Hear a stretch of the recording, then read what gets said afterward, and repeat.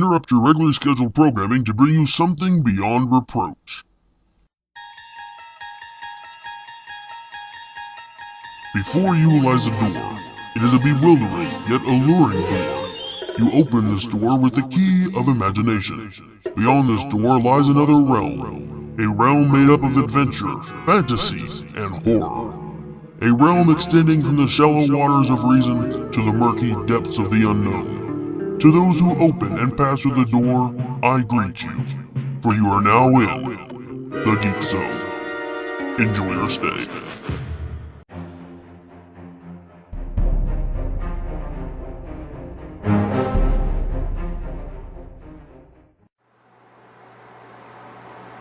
Happy Aviation Day, everyone, and welcome to the Geek Zone. I'm your host, Justin T. Sutherland, and check it out, I upgraded my eye! The National Aviation Day, held on August 19th, is a United States national observance that celebrates the development of aviation. The holiday was established in 1939 by Franklin Delano Roosevelt, who issued a presidential proclamation which designated the anniversary of Orville Wright's birthday to be National Aviation Day.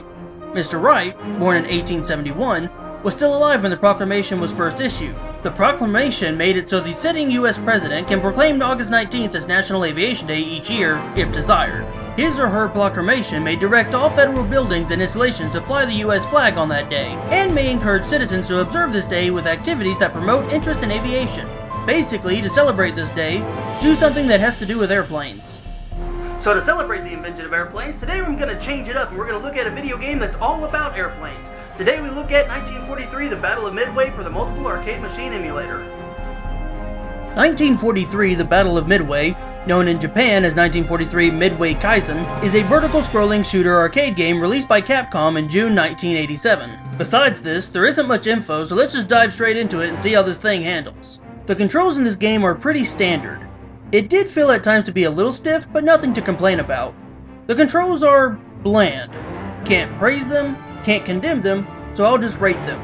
Controls get a mediocre 3 out of 5. The graphics in this game are nice. They're on the same level as 1942. However, I feel that the color seems a little bland. All the planes are either some shade of green or red. All you see mostly is a sea of blue, and the ships look nice, but are nothing to write home about. Basically, graphics are just meh.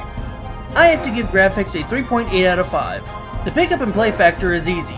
All you do is fly forward, dodge enemy fire, and blast the crap out of anything you see on the screen that isn't you. The only problem is your hand-eye coordination better be on the level of a supercomputer, or you'll be eating a lot of bullets. Instead of starting you off slow and gradually increasing the difficulty with each level you achieve, they start you off with a hellfire of unforgiving enemy planes.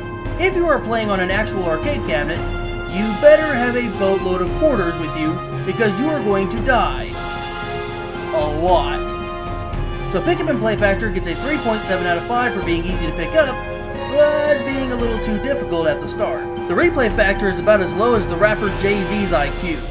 Because of the extreme difficulty, the bland graphics, and the subpar music, there just isn't any drive to play this game. I only played it for about 15 minutes and then got bored, and even now I would frown on playing it again. So replay factor gets a 2 out of 5. The sound, like I said earlier, is about as unappealing as the Xbox One, which is a stupid name, by the way.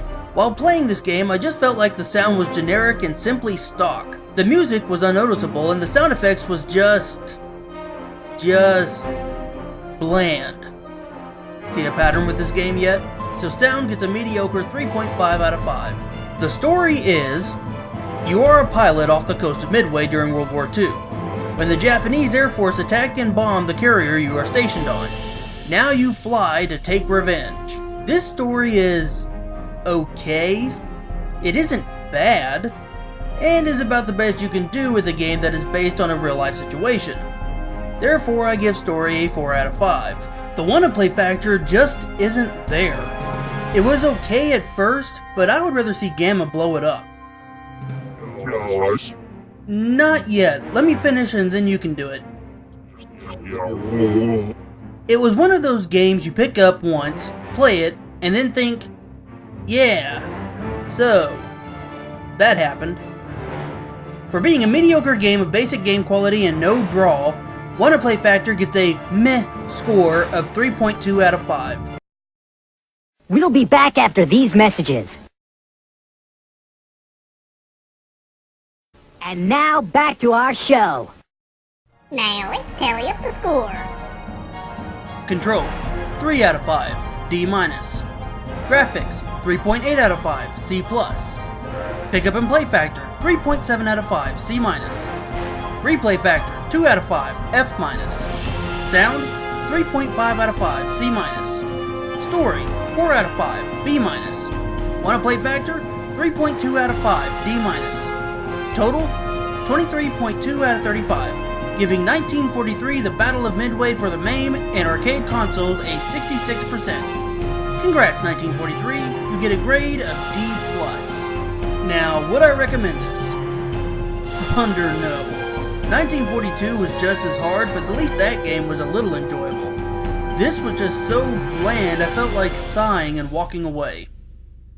So, now Gamma, you may blast it.